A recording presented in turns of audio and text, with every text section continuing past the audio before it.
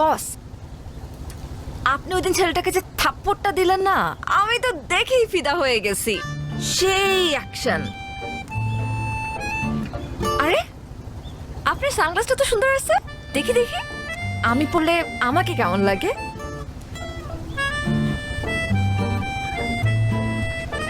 কি বস, কেমন লাগতেছে? বস, আপনি বাইকটাও কিন্তু সেই চালান, হেভি এন্ট্রি নেন আপনি। আমার তো দেখেই সুন্দর লাগে। আপনি কি আমাকে বাইক চালানো শেখাবেন? এক কাজ করি, আমরা কালকে বাইকটা চালানো শিখি।